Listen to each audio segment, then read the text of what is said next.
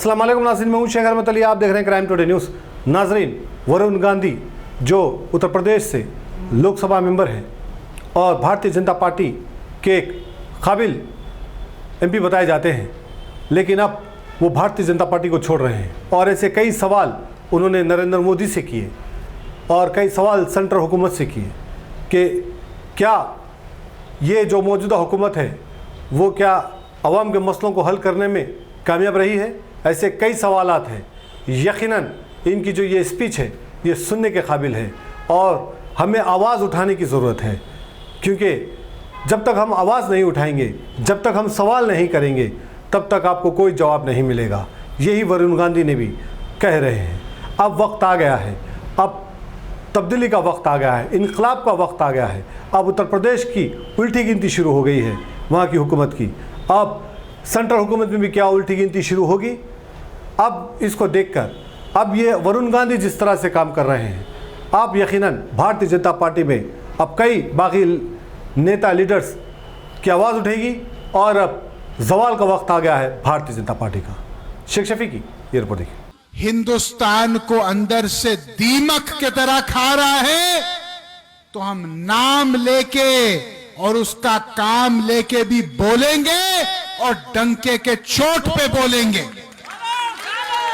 आज जब आप गरीबी देखते हैं, आप बेरोजगारी अपनी पाते हैं, आप अपने बढ़ते हुए इलाज के दाम को देखते हैं, आप अपने बच्चों की बढ़ती हुई स्कूल फीस को देखते हैं, आप दूध के, दही के, सब्जियों के, फलों के बढ़ते हुए कीमत को देखते हैं, तो क्या आपको नहीं लगता आपके इस बेटे वरुण गांधी को इनके खिलाफ आवाज उठानी चाहिए कि नहीं उठानी चाहिए?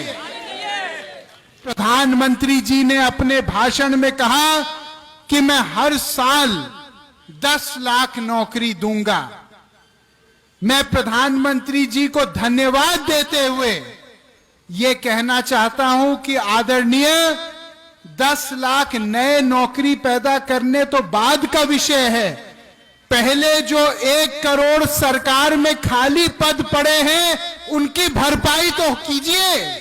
हमारे देश में कब तक असली मुद्दों पे हम शांत रहेंगे? कब तक हम केवल वोट राम और रहीम पे देंगे? कब तक हम केवल वोट जातिवाद पे देंगे? क्या हम लोग देश में ये नहीं समझते कि आग जो एक तरफ से शुरू होती है वो फैलते फैलते हमारे मकान तक भी पहुंचेगी? क्या ये हम नहीं समझ रहे? आज जो लोग केवल धर्म के और जाति के नाम पे वोट ले रहे हैं, उनसे हम ये प्रश्न तो पूछें कि रोजगार, शिक्षा, चिकित्सा, अभी कोविड के चपेट में पता नहीं कितने 85 लाख लोग हिंदुस्तानी शहीद हुए।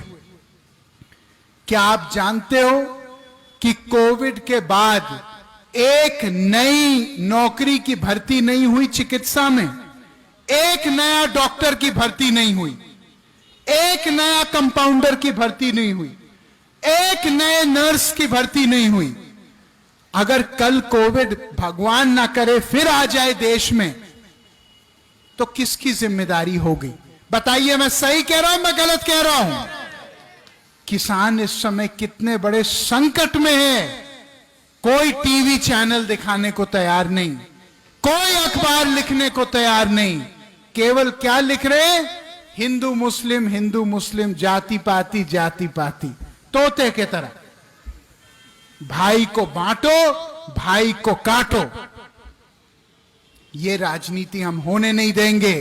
आप जानते हैं कि हिंदुस्तान में अगर 100 रुपए लोन लिए जाते हैं बैंकों से, तो उसमें 90% पैसा केवल उद्योगपतियों को जाता है।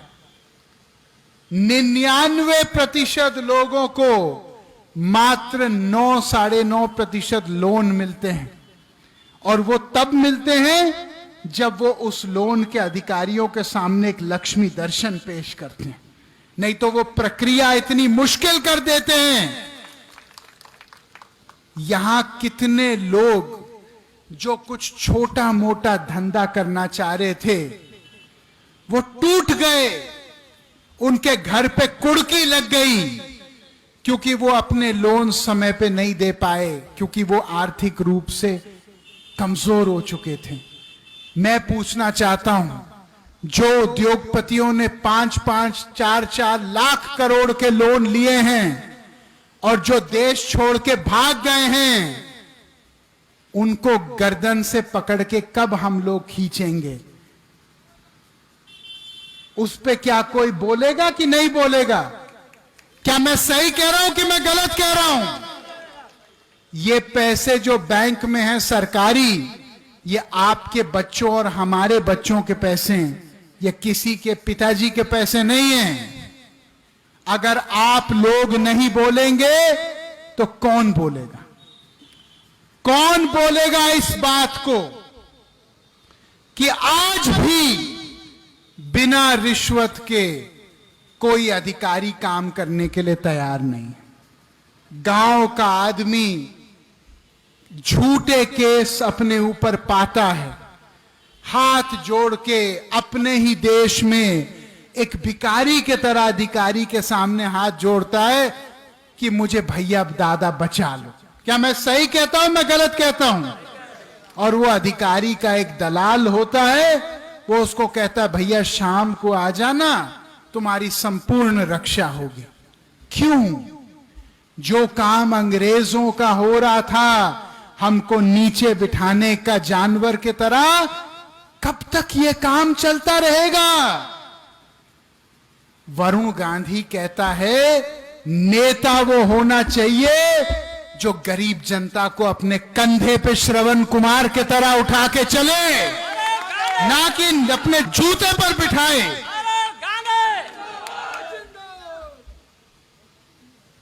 पुलिस की मैं बात ही नहीं करना चाहता, लेकिन सच्चाई की बात यह है कि पुलिस का इतना गहरा आतंक है हमारे देश में एक गरीब लोगों के ऊपर कि कोई न्याय की उम्मीद से हम लोग 100 साल दूर हैं इस चक्कर। कब आएगा वो समय जहां एक आम इंसान का बच्चा बड़ा सपना देख पाएगा, जहां एक आम इंसान का बच्चा ये कह पाएगा अपनी मां से कि मम्मी मैं बड़े होके प्रधानमंत्री बनूंगा, मैं बड़े होके सुप्रीम कोर्ट का जज बनूंगा, मैं बड़े होके ओलंपिक्स में मेडल जीतूंगा।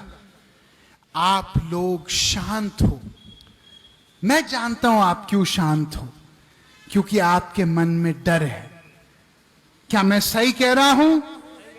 आपके मन में भय है कि ज्यादा बोलेंगे कल हमारे ऊपर केस हो जाएंगे, हम ज्यादा बोलेंगे तो सप्लाई इंस्पेक्टर हमारी दुकान पे आ जाएंगे, हम ज्यादा बोलेंगे तो हमको अधिकारी बुला लेंगे अपने यहां कि भैया बहुत बड़ा नेतागर्दी कर रहे हो।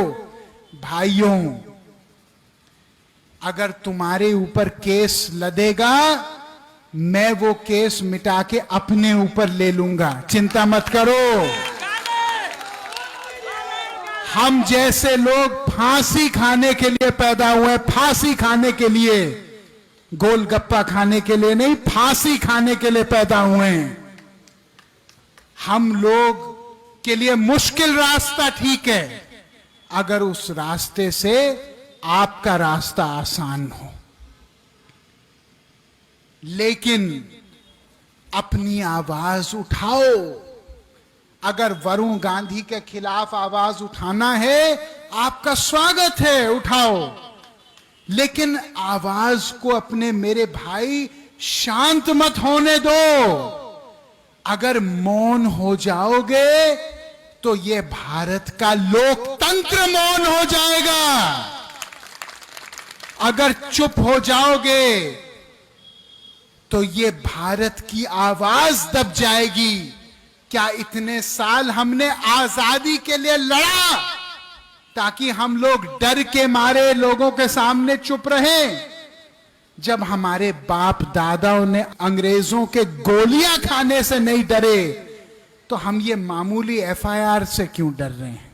ईमानदार राजनीति और समाज के हिस्सा बनिए, उसके पूरक बनिए। जहां भ्रष्टाचार दिखे, जहां अधिकारी कुछ मांगे, जहां पुलिस मांगे, जहां कोई आपसे कमीशन ले, मुझे फोन करिए, मैं उनको जेल भिजवा दूंगा 1 दिन के अंदर। दूसरा, अपनी आवाज उठाइए, आवाज उठाइए असली मुद्दों पे। भले वो मुद्दा मेरे खिलाफ हो, मुझे कोई शिकायत नहीं, लेकिन डर के आगे जीत नहीं है, डर के आगे मौत है। मैं जब यहां तक हूं, और मेरे को हिलाने वाला आदमी अभी तक तो पैदा नहीं हुआ, कल पैदा हो जाए बाद की बात है। मेरे सारे लोग के ऊपर सुरक्षा कवच वरुण गांधी की है। और मैं कोई आदमी माइका लाल ये बोले हम अकेले हैं, जब तक यहां पे सीने में दम है, कोई आदमी या महिला यहां अकेले नहीं है। सबके ऊपर मैं चट्टान के तरह खड़ा हूं। जाओ, जो करना है करो, मैं बचाऊंगा तुम लोगों को पीछे से। दबो मत किसी के सामने, शेर के तरह दहाड़ो। मैं बंद कमरे में बोलने वाला आदमी नहीं हूं, मैं खुलेआम बोलता हूं। डरने की क्या बात है? शेर बनो, रास्ता ईमानदारी का चुनो और देश का दिल जीतो। पीलीभीत का आदमी जहां पैर चल के बोले तो देश में सिंहासन डोले। देश में लोग जाने कि पीलीभीत में बाघ केवल जंगलों में नहीं मिलते, पीलीभीत में बाघ जो गांव गांव में और मोहल्लों में मिलते हैं। यही मैं कहना चाहता हूं। जिंदगी का हर पल रहे खुशियों भरा, प्यार का हर रंग लगे दिलकश और हसीन। HKGN furnitures, complete bed set, sofa set, dining table. इसके अलावा आपकी लाडली के लिए मुकम्मल मैरिज सेट सिर्फ और सिर्फ 44,999 रुपए में, और इसके साथ डबल डोर अलमारी और बेड सेट बिल्कुल फ्री। आज ही विजिट करें प्रोप्राइटर मोहम्मद नसीर किश्ती। एड्रेस फरीद कॉम्प्लेक्स, ओवैसी हिल, हैदराबाद। कॉन्टैक्ट 9912857230 और 9346062190।